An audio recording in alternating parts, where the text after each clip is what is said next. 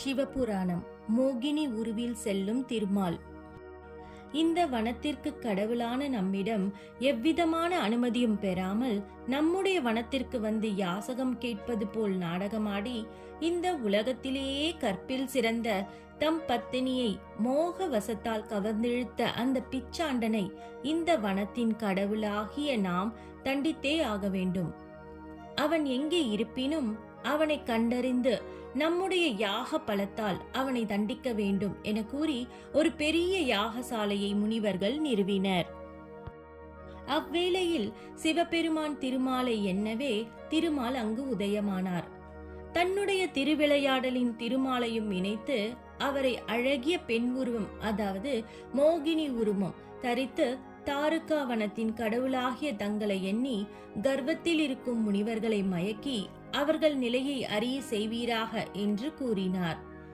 எம்பெருமானின் கூற்றுப்படியே திருமாலும் தாருக்காவனத்திற்கு மோகினி உருவம் தரித்து சென்றார். முனிவர்களிடம் எதையும் உரைக்காமல் அவரவர் பத்தினிகள் தங்களின் இல்லங்களை நோக்கி சென்றனர். முனிவர்கள் அனைவரும் யாகசாலையை நிறுவி தத்தமது நிலைகளில் இருந்து மந்திரங்கள் யாவற்றையும் சொல்லத் தொடங்கினார்கள். அவ்வேளையில் இதுவரை அவர்கள் காணாத அழகிய உருவமும் காண்போரை மதியிழக்கச் செய்யும் தோற்றமும் கொண்ட தேவலோகத்தில் இருந்த சுந்தரிகளை போன்ற எழில் தோற்றம் கொண்ட பெண்ணொருத்தி செவிகளை கவரும் பாடல்களை பாடியபடி அவர்கள் வேள்வி தொடங்கிய நேரத்தில் அங்கு சென்றார். அந்த கன்னிகையின் அழகிலும் அவள் பாடிய, அதாவது இதுவரை தங்களுடைய செவியானது உணராத இந்த வகையிலான இன்னிசையை கேட்ட முனிவர்கள் யாவரும் அவளை காண வேண்டும் என்ற எண்ணத்தால் தங்களின் எண்ணங்களை மறந்து அவள் பின்னே ஒருவருக்கொருவர் போட்டி போட்டுக்கொண்டே சென்றனர்.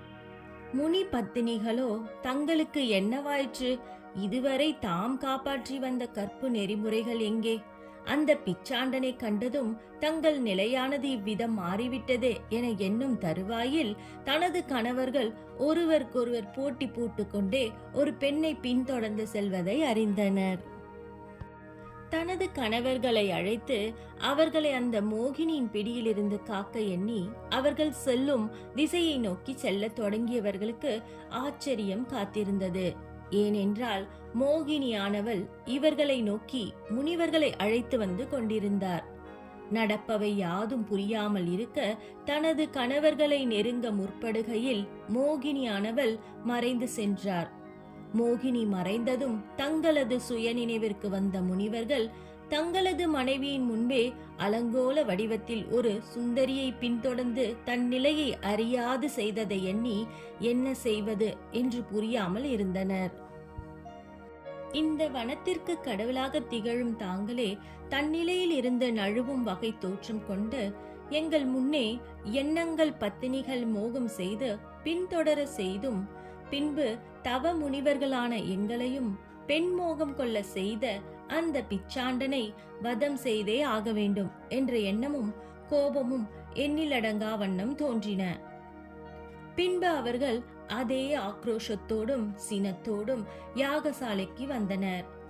தாருக்காவனத்து முனிவர்கள் அனைவரும் ஒன்றிணைந்து ஒரு மாபெரும் வேள்வி ஒன்றினை நடத்தி தன்னிடம் உள்ள மந்திர வார்த்தைகள் அனைத்தையும் பயன்படுத்தி அவனை கொல்வதற்கென்றே ஒரு மாபெரும் புலியை உருவாக்கி அதை எம்பெருமானான பிச்சாண்டேஸ்வரரை நோக்கி ஏவினார்கள். எதையும் உணராமல் யார் அந்த வனத்திற்கு வந்திருக்கின்றனர் என்பதையும் அறியாத முனிவர்களின் அறியாமையும் தான் தான் உயர்ந்தவன் என்ற எண்ணத்தில் இவர்கள் புரியும் செயல்களை கண்டு சினம் கொள்ளாத கருணை கடலான எம்பெருமான் குரோதத்தின் விளைவால் எவருக்கும் கட்டுப்படுத்தாத மிகுந்த ஆக்ரோஷமாக வந்த புலியை வதம் செய்து அதன் தோலை உடுத்தி கொண்டார். ஓம் நம சிவாய.